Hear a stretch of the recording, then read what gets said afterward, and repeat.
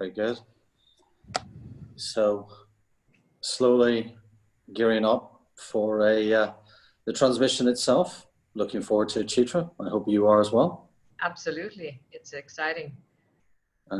Exciting time, and we've got a great day for it. So lots of registrations, and we'll have lots of people on Facebook Live as well. So I think it's going to be a good discussion, Geoffrey. Absolutely, and I believe that we are now live on Facebook. And I think in terms of the discussion of Portugal, the Portuguese Miracle, in fact, and actually what does the future hold in our hashtag post-COVID world for foreign investment in Portugal. I think that we've got a pretty positive message. I'm very thrilled to be here with you, Chitra, to kind of be, I suppose, co-presenting and co-transmitting that message. Absolutely, Geoffrey. It's an honor to be here with you. And I think we've got some good messages to transmit. And I've just got the note that we have hundreds of people coming in now. So that's good. And we're live on Facebook, it says, and there's sometimes a lag between it saying we're live on Facebook and us actually being live. So we always give it just a few more seconds. And it's 11:01 and people are still streaming in. So yeah, I think that we'll just going to give it another 30 seconds or so before we get cracking with the webinar itself. And actually, I think what has been very encouraging has been the response to the webinar itself.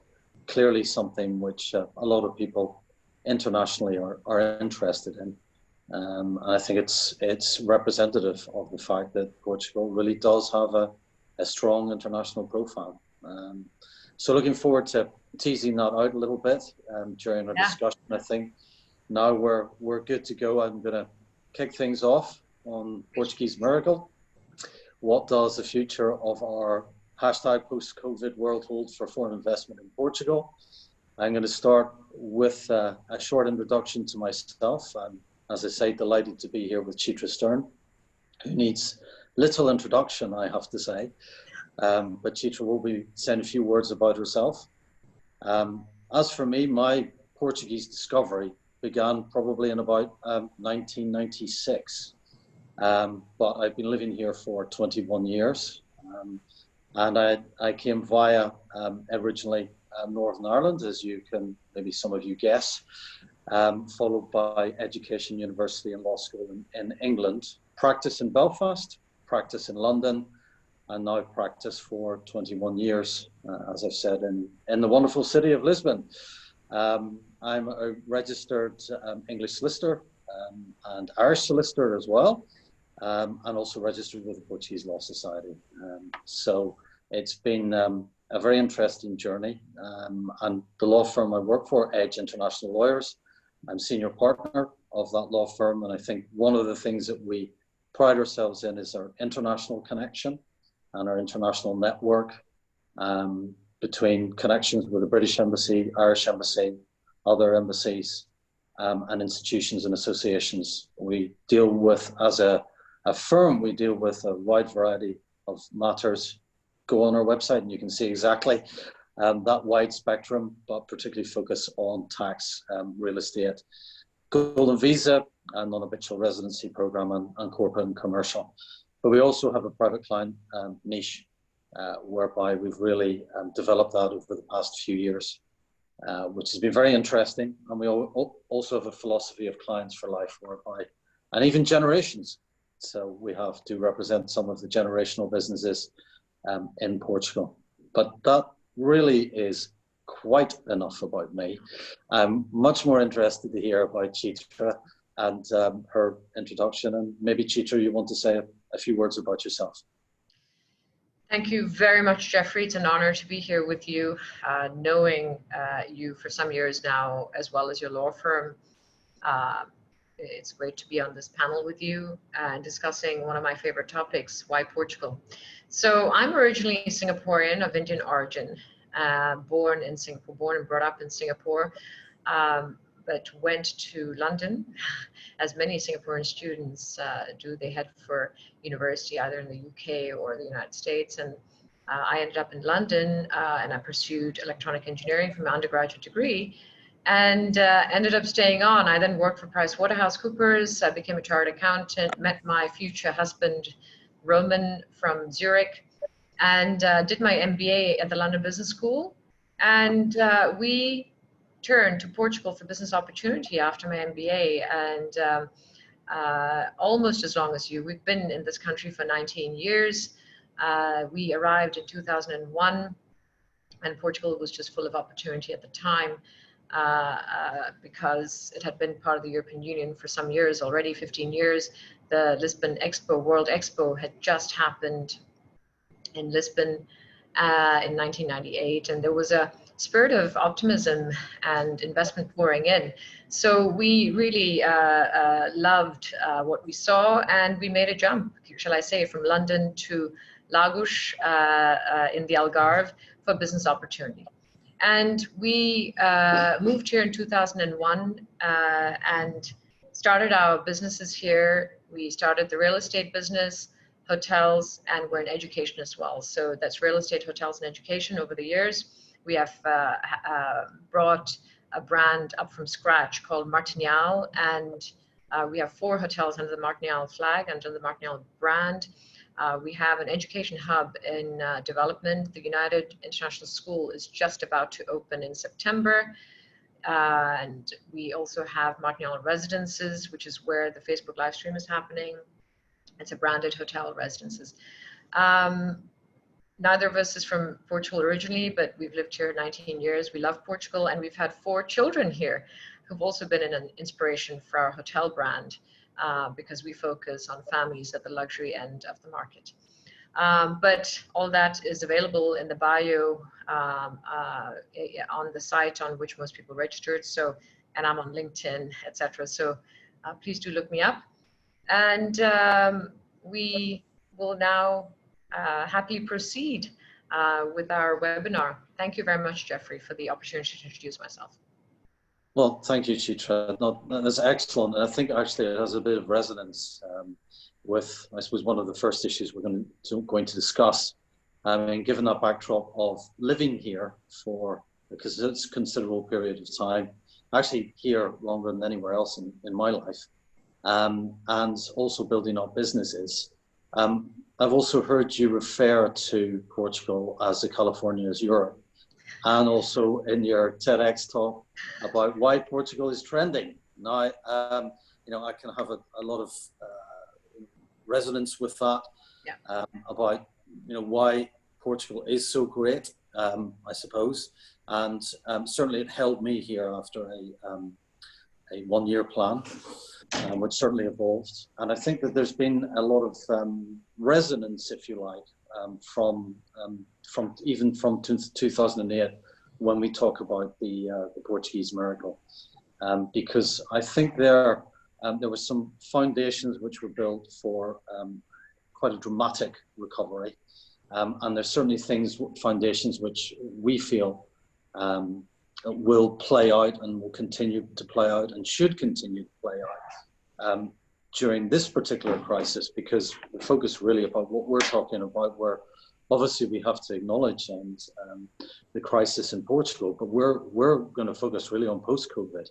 And I think the things that made Portugal great, and I know that you're going to make a reference to a certain video later on, whereby we're going to encourage everyone to watch, is Portugal's still here. You know, it's still beautifully positioned, if you like, between, you know, east and west, north and south. My feeling, and you probably share it, Chitra, is that when we first came here, we might have felt a little bit isolated on the western kind of part of Europe. You know, the same level of connections weren't available, either through the low cost or some of the main flag carriers from the Middle East, for example. But I think that has very much been redressed. So as a result, we as a business, and I know you as a business as well, have a really international, a global reach in terms of your client base. Portugal's always had a good relation with the EU. It's managed to walk the tightrope between keeping a good relation with the UK as well in the current circumstances. And I think that with the climate here, 300 days of sunshine, certainly in the areas in which we're currently living, and a beautiful coastline of 900 kilometers, you're really looking at some of the most fantastic beaches in the world. And some of those I'm not going to mention because I'd rather keep those to myself. And but I think that overall there's plenty of choice out there. And what struck me, I think, certainly post 2008, was the increasingly multifaceted nature of the tourism which was happening in Portugal. Yeah. It's not just a beach destination. It's not just a golf destination. It's a historical destination. It's a wine tour destination. It's a destination even for music festivals. It really goes across all of the generations. And one of the things that it's really made Portugal great is the fact that it's been able to play out its diversity geographically. You look at Porto and the north, and even right up with the border of Spain with Galicia and the Algarve, and it's really quite a dramatic difference in terms of geographically and terrain wise and flora and fauna. Now, the other points I would just touch on is the healthcare service. That's something we'll move on to a little bit later, both public and private healthcare, and also how, as a lawyer, could I not address the legal system. And democracy in this country has been reported in a recent study of being the seventh most democratic country in the world. And this is, again, has resonance on something we'll talk about the consents of government, if you like, during COVID. But I've just touched on a few things, Chitra. I know that you also feel pretty strongly about what I've talked about, but also what I haven't talked about as well. I mean, I did a whole TEDx talk on why Portugal is trending 3 years ago, and I encourage everyone who's interested in Portugal but doesn't know anything about it or knows some bits about it to watch that. If you search TEDx Chitra Stern, you'll find it quite easily on the internet. And Geoffrey's right. I started calling it the California of Europe quite early on. At that time, it was primarily for its shape, landscape, like kilometers of white sandy beaches and surf vibe, but sunshine.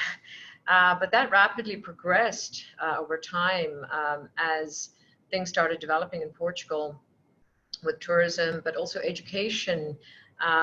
English-based courses being offered in Portuguese universities, such as Nova School of Business and Economics, where I'm actually a visiting professor, as well as Católica University. And this attracts foreign students, but also adds to the tourism of the country. So, they're doing those things well, and especially post-Brexit, English courses in other universities are becoming more popular. Netherlands has done a great job of it, and Portugal is definitely increasing as a destination to come and study, not least because it's the California of Europe. There's the safety and security. I know you touched upon the democracy, which is very, very close to my heart. This is one of the reasons we actually named our school United Lisbon International School, because it's only by being united as democracies, and institutions like the United Nations are very important for solving global problems. So I should touch upon the safety and security here, which is very attractive, has been very attractive for South Africans moving here and Brazilians moving here, especially. It's an extremely safe place where kids, teenagers can, go out at night without any problems, and us as well. Traveling around by car or walking around is we sort of take it for granted in a way, but we're number 3 on the Global Peace Index in the world, and we're consistently in the top 5. So I think that's definitely an important point to bring up. We're in the TEDx talk, I was, for 3 years, I formed part of this Foreign Direct Investment Task Force, reporting directly to the Prime Minister's office here from 2017 till the end of last year. And the Portuguese government has been pretty proactive in designing programs and incentives to bring investment into the country. And I think they've been very intelligent and smart in consistently keeping certain programs and continuing to bring foreign investment, but also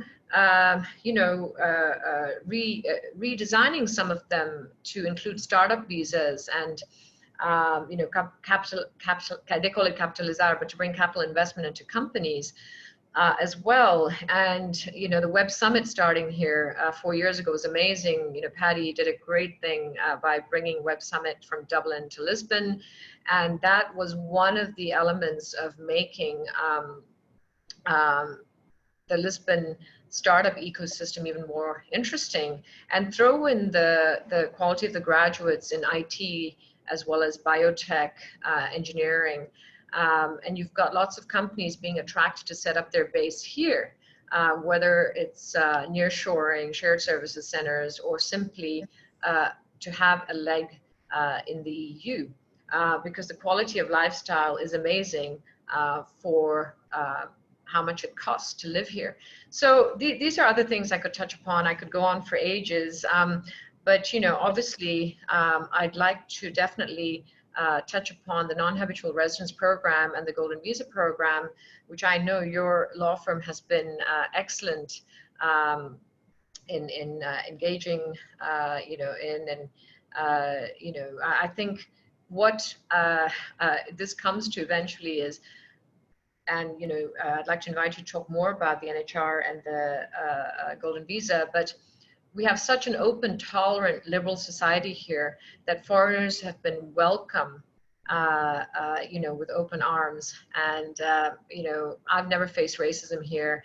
And I know the minute I say that, the Portuguese are saying, oh, no, but Chitra, we still have it and we have to address it. And I think admission of a problem is the first step. I mean, look at what's happening around the world. If you don't address it, it just gets worse. And I think it's one of the most open societies I've been in, and definitely the foreigners are very well regarded here. But I invite you to talk about those programs as well as NHR Compassion, which I think is an interesting new thing, which really increases the respect of these residents moving here.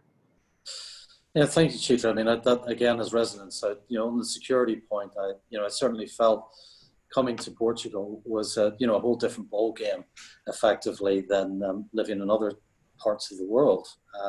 And even a city like London, which I studied and worked in since before coming to Portugal. So it really there is a real sense of security, of feeling safe, and I think that's incredibly important for a lot of people right now across the globe.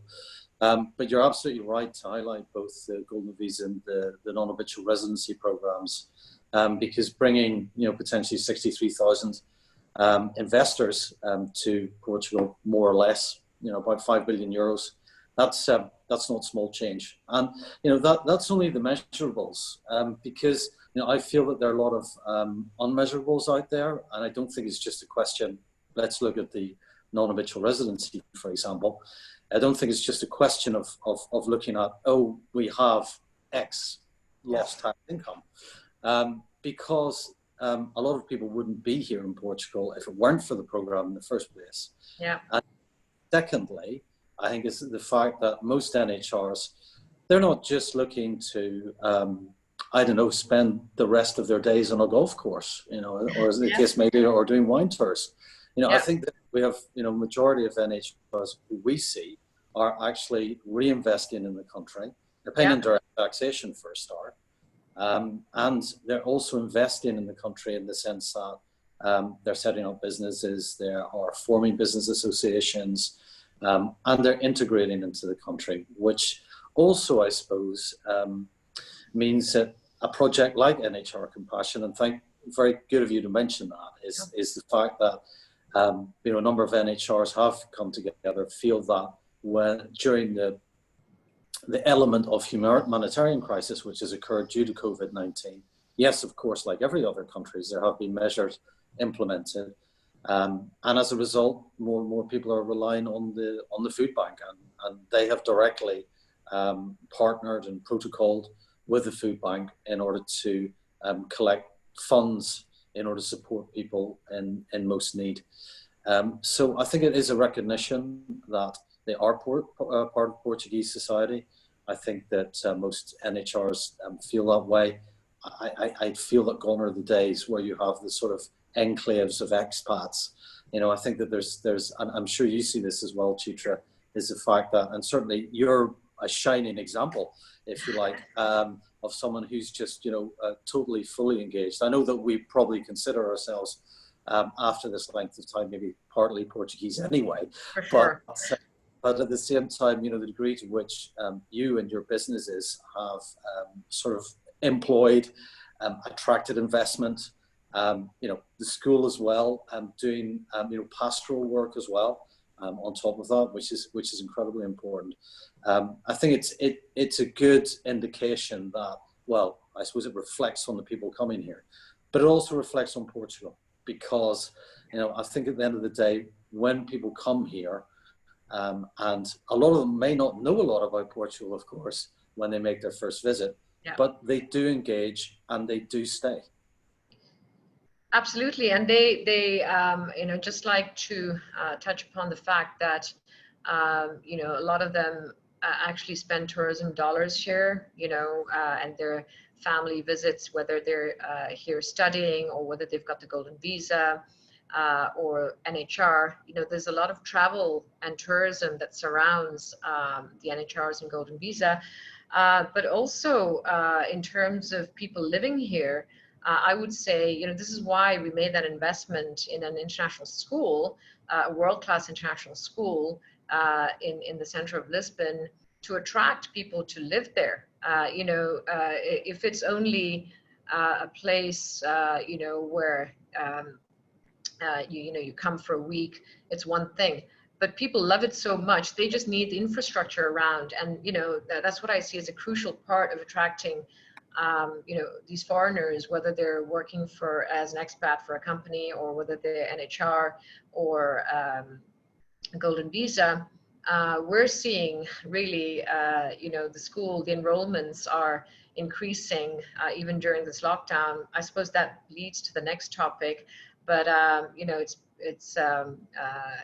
you know, just like to make a mental note that I'll be talking about how I've seen the enrollments of the school double during the last 2 months, but we'll come back to that. Yeah, absolutely, Chitra. And I think, you know, let's not forget as well about the golden visas in the sense that whether they're investing in real estate, whether they're investing in businesses, whether they're investing, in fact, in putting funds into Portugal in order to comply with the programs, I think there's resonance there again, that word again, resonance with the safety and security and safe haven element of Portugal.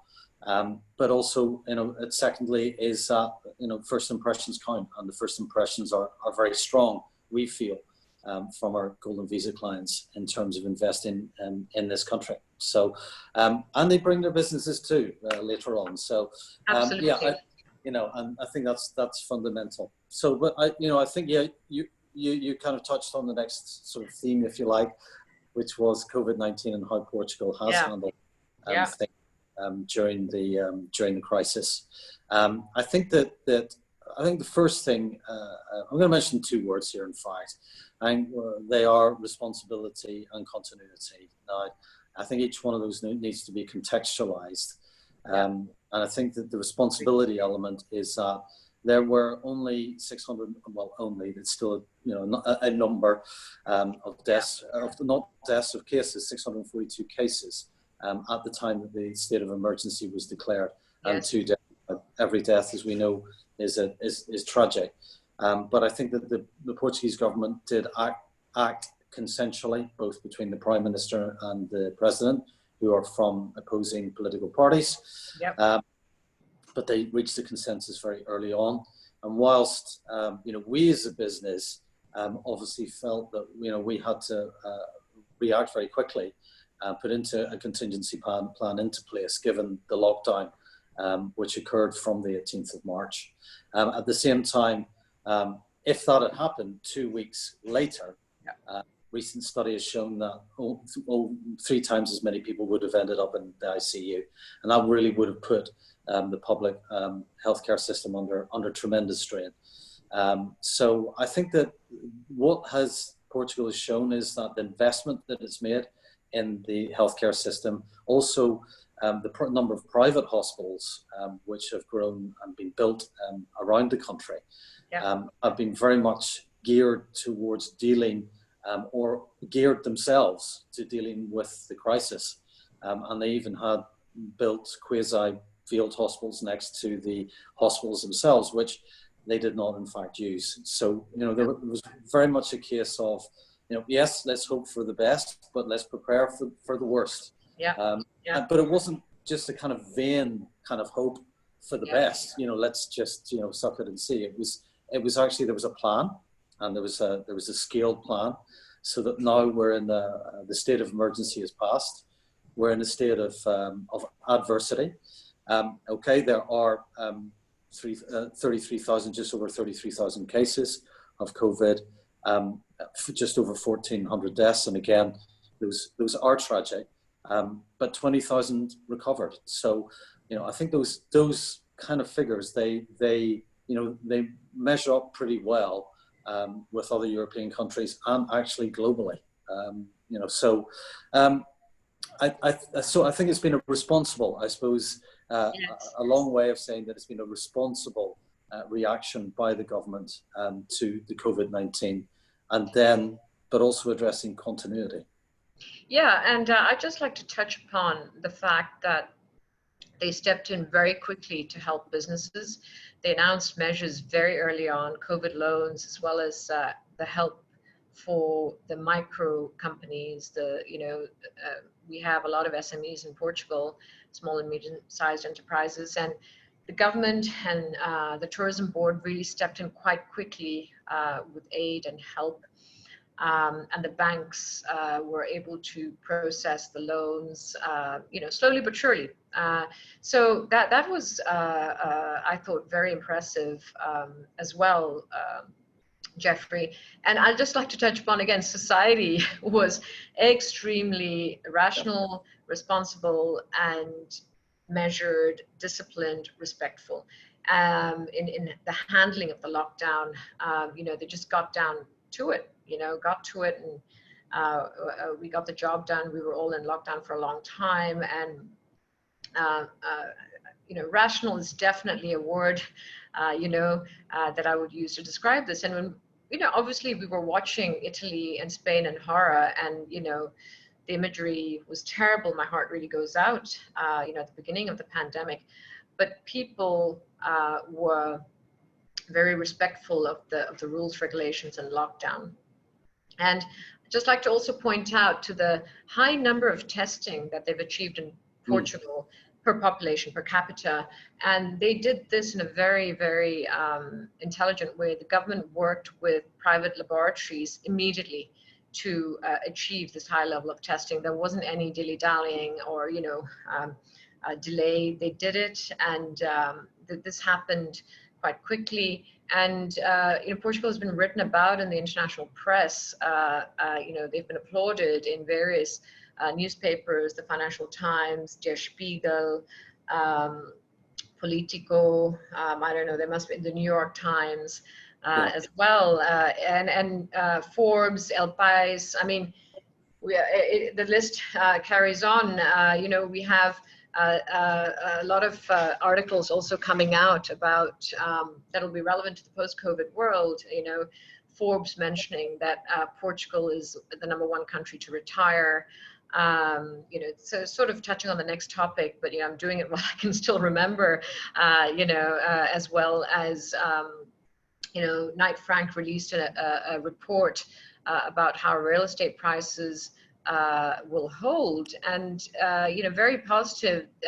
Lisbon is one of the 4 cities mentioned alongside Vienna, Shanghai, and Monaco, where prices are expected to hold this year and actually increase next year. So there's been a lot of international press about Portugal for those, but it might get missed. And the reason I'm mentioning and sort of dropping these names of the newspapers is because the general press is so full of negative news about Spain, Italy, and Southern Europe, you know, it's good that to actually search the articles up on Portugal, because they've had a good run. And you know, just like to touch on the amazing job Turismo de Portugal has done, the tourism board here.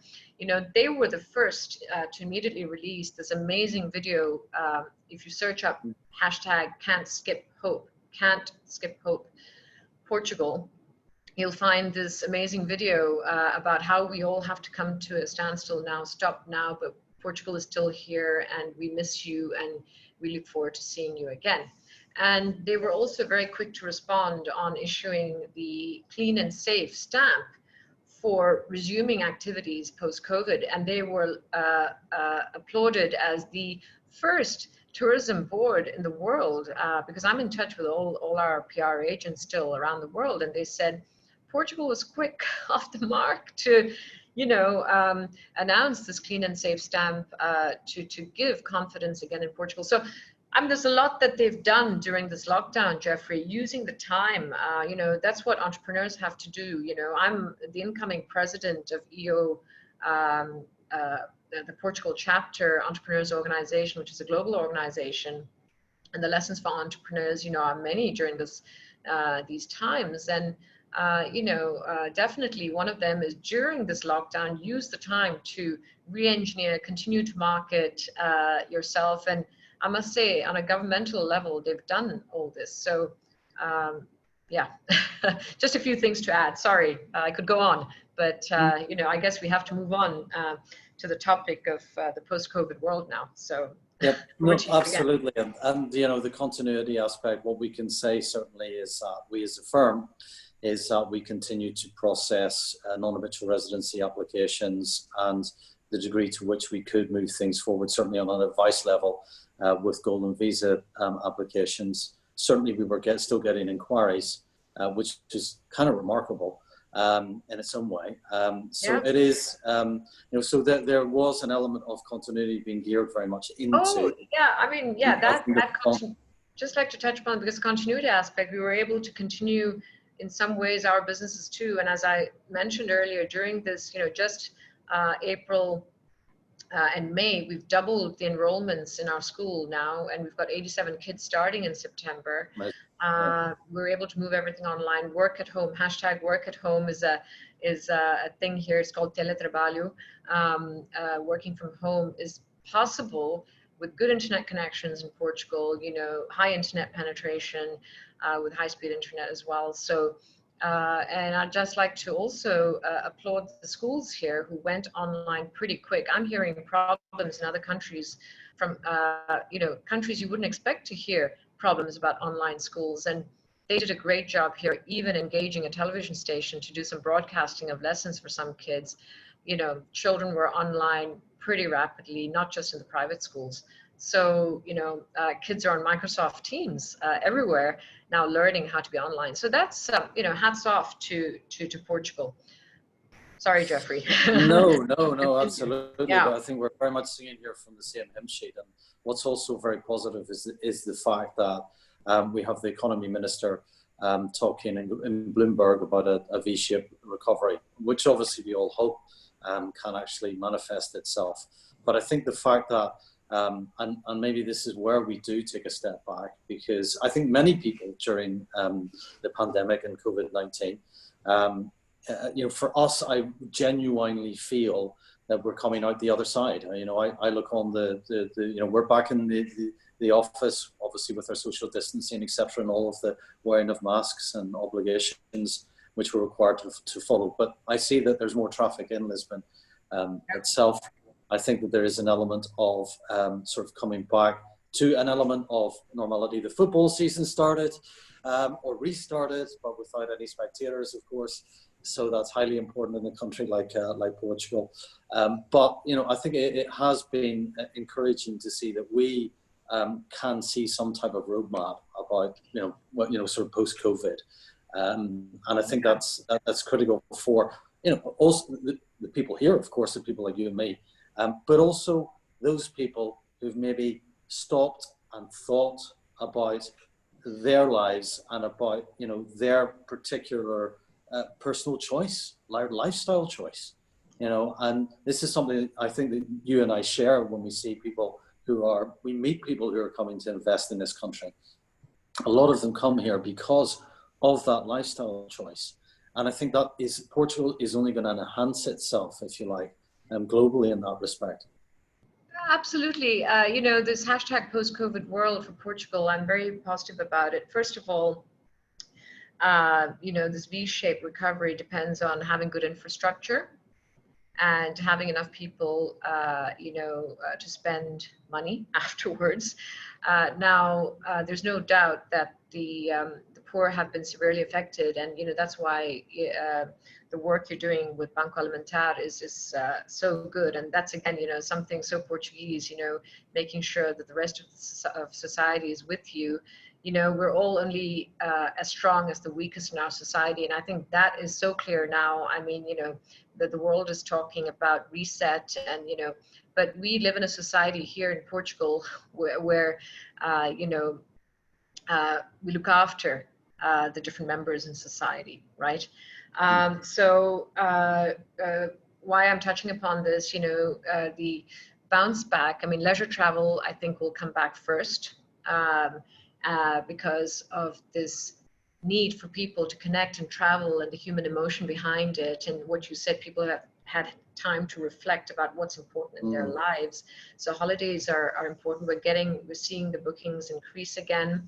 Obviously, it'll take a couple of years for travel to go back to what it was, but it looks positive as the flight connections are coming back. People are traveling with all the protection and, you know, taking enough precautions.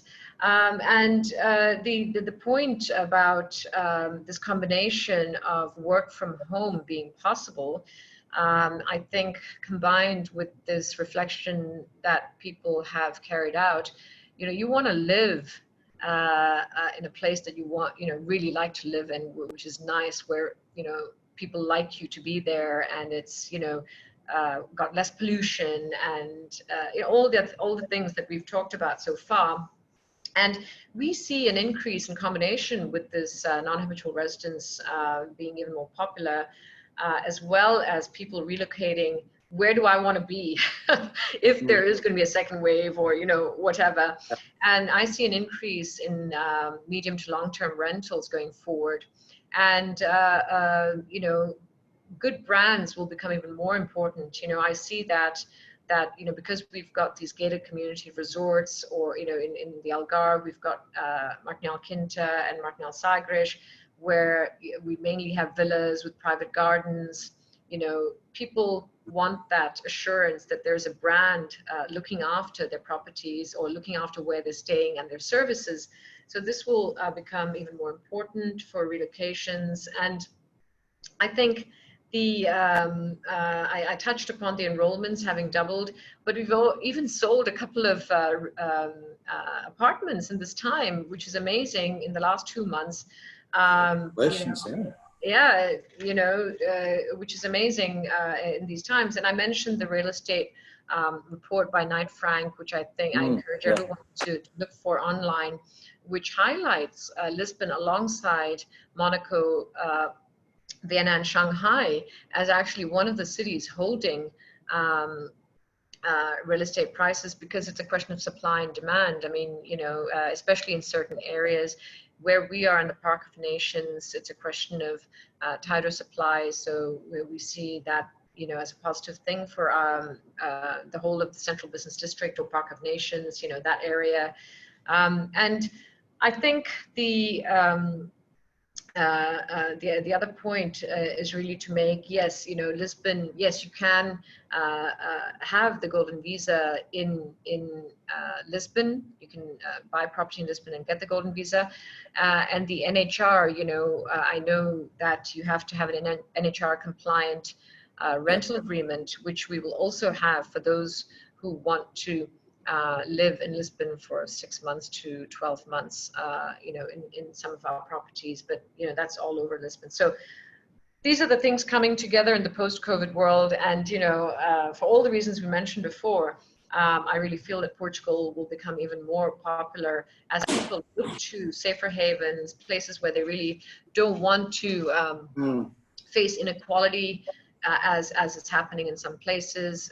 As I told you before, I've never faced racism in this country. So, and gender equality, Yes. is a big thing here. So these are the things that I can talk about in the post-COVID world for Portugal. Yeah, I think, and just I suppose just to follow up on a couple of those, I think certainly we see a government which is very keen to act responsibly, but also increasingly, even from yesterday in the parliamentary session, help push continuity. Yeah. There was an opportunity. I was at an event where the president was speaking, and there was an opportunity. The press were there. There was an opportunity for him to criticise, I have to say, the prime minister regarding the simplified layoff regime, and he didn't actually. So, and he said his response was very interesting. Couple of responses. First of all, he said that we, the Portuguese, handle crises very well, and then secondly, he said, if it's necessary, it's necessary. And therefore, I think, again, it's been a responsible reaction. Even yesterday, there were announced additional measures in order to assist lower income families, or families who are suffering a little bit more in terms of a downturn in income. So, I think that element of responsibility is sort of playing out. And again, that democracy really playing out in front of us. It's more than just a kind of a name tag. So, I think that post-COVID, Portugal, I feel, has even, possibly even enhanced its reputation as a safe haven. To use the word, the Portuguese miracle, or the phrase "Portuguese miracle" by Der Spiegel, and to be constantly referred to as a safe haven. I think that that has played out. It's not just a kind of a play on words. Just a sort of a phrase which is bandied about without any support behind it. So we feel that NHRs, there'll be 10,000 applicants last year. We feel that they will continue to come. They're certainly continuing to come, and they will finalise as soon as they're able to travel, which most of them are now, given some of the lifting in the travel restrictions. So, I mean, we've got a nice sort of landing pad, if you like, Chitra, here in Portugal for, investors who are, looking for a safe, secure, democratic, investment-friendly country. Yep. So, I think it's time, Geoffrey. We've had a lot of interaction. We have some time left for Q&A.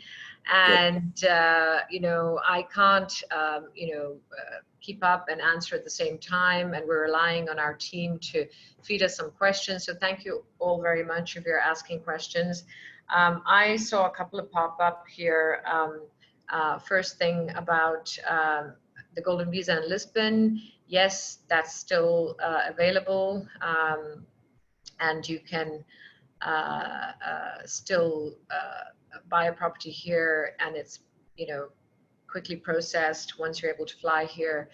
And so the Lisbon Golden Visa is still in place.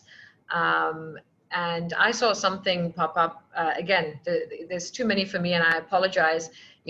Please do engage with us after if we haven't been able to answer your questions.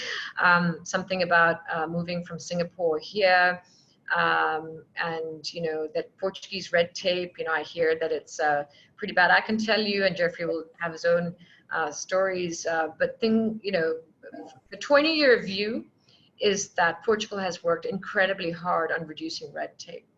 And I'm sure the first phase of that was by being part of the EU for the first 15 years, and now the nearly 20 years, 2 decades I've been here, things have become far less bureaucratic. The government has had its own programs to reduce bureaucracy called Simplex. And I was actually when I was part of the Foreign Direct Investment Task Force called Portugal we worked on various simplification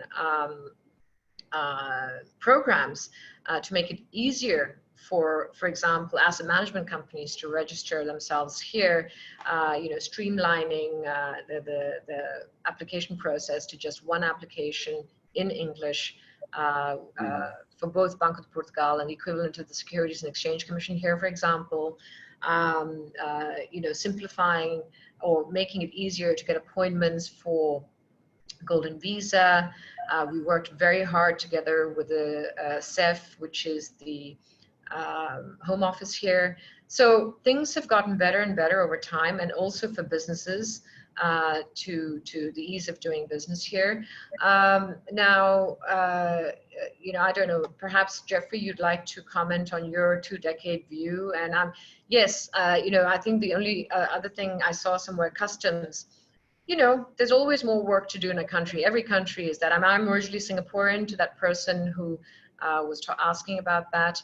But there's always more work to do to make things easier. If you're moving here, work with a relocation agent, work with experienced lawyers like Edge, and find out how to move your things here. And there's moving companies to help you do that. So that would be my answer. Sorry, Geoffrey. Not at all. Not at all. Yeah, go ahead. Now, yeah, if you'd like to take a question.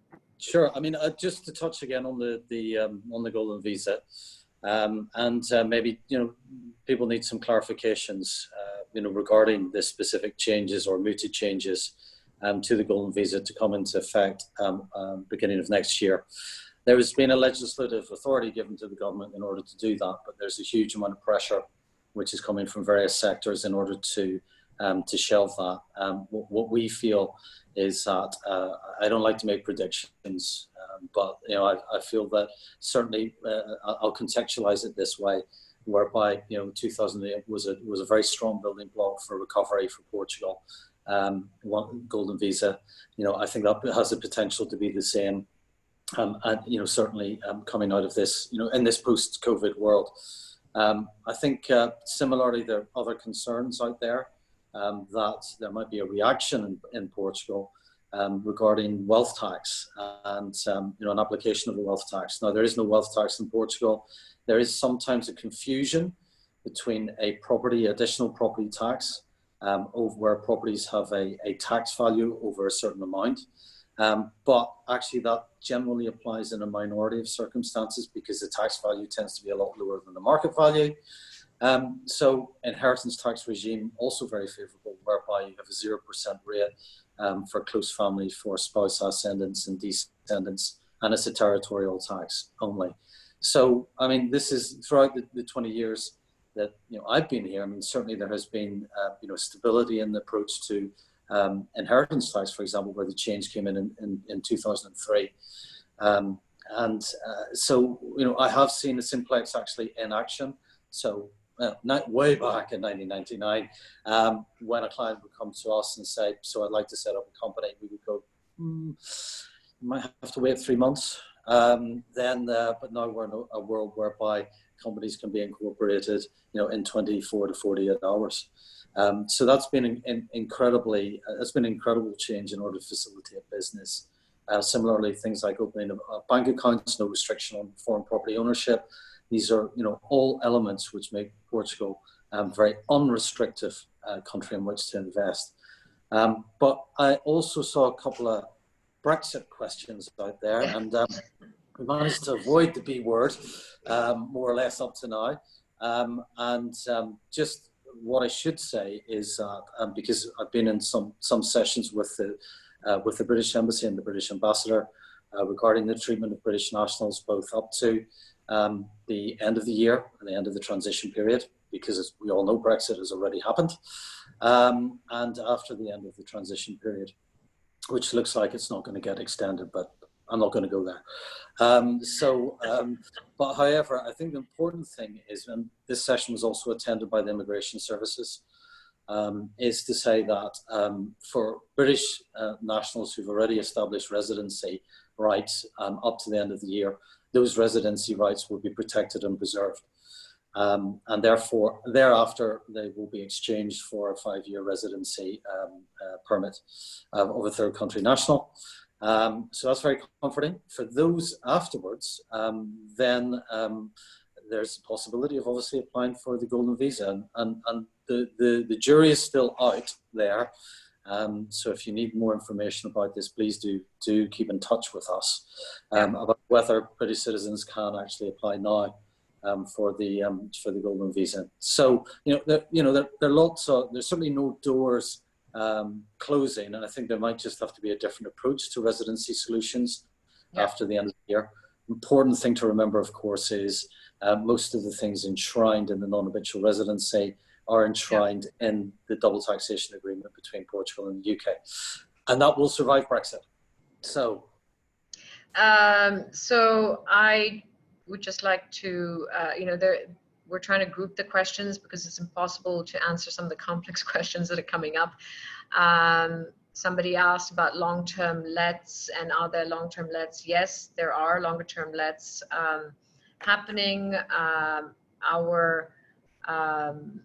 Our apartments we're always a touristic village, or apartamentos turísticos, but because of the good brand that we can bring to our resort or to the serviced apartments.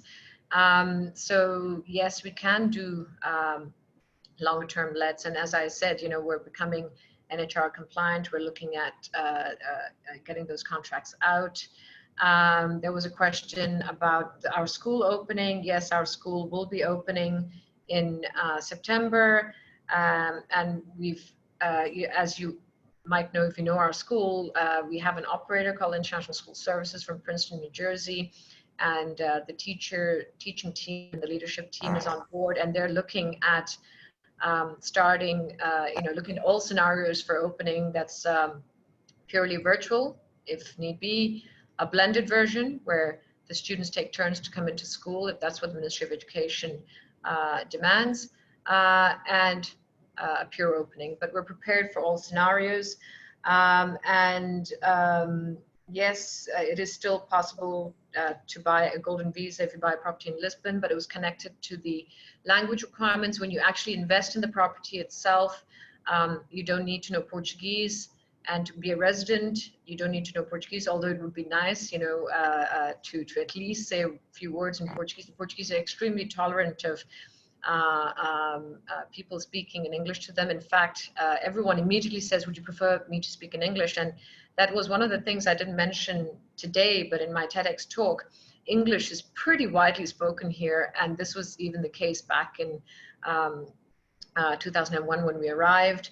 To apply for citizenship, you need to pass a basic test at the end of your 6 years here, but Geoffrey Edge will be able to tell you much more about that. As to the changes of NHR and Golden Visa, I think I'll hand over to Geoffrey for a while I look at some other questions here. Yes. No problem. Yeah, I mean that's the changes to the major change that came into or was introduced regarding the non-habitual residency program was a 10% flat rate applicable to pension, which still is pretty good. And it also opened up a number of other investments to the 10% band. So we feel that far from restricting the program, it's actually enhanced it, because it was a reaction to maybe certain pressure, both internal and external, regarding the program was too successful. It was too good. And therefore it was, there had to be a reaction to adapt to the fact that the pension income in particular was coming under a lot of pressure. Golden Visa, but it's only 10%, is it not, Geoffrey? Only 10%, yes. Yeah, 10%. And as I said, it's a 10% rate, still pretty good, and applicable only, not only to pension, but other types of, for example, pre-retirement income. So that's pretty encouraging. In terms of whether I see these programs changing in the near future, given the certain circumstances, and again, we're looking forward to that V-shaped recovery.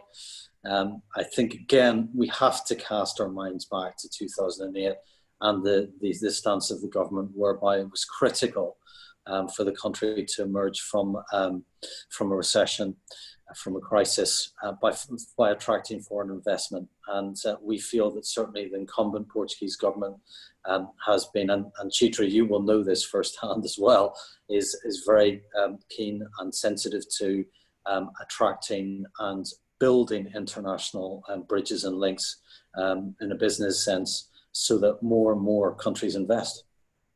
Absolutely. Foreign investment, FDI, is a key priority of the government, the Ministry of Economy. There's also the Trade and Investment Board. If you've got ICEP, Portugal Global in your country, go speak to them as well. They help companies establish investments here in Portugal. And this point about bureaucracy, I'd just like to touch upon one thing, that CEF is still processing residents' interviews.